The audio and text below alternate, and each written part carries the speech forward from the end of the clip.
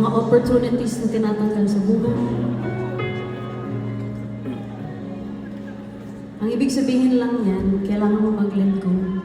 Kasi merong mas malaking bagay na kailangan ng dalawang kamay mo para salahin. Tama!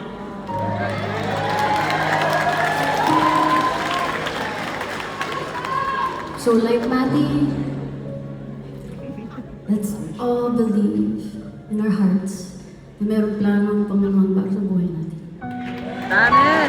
But we may not understand everything that's happening around us right now.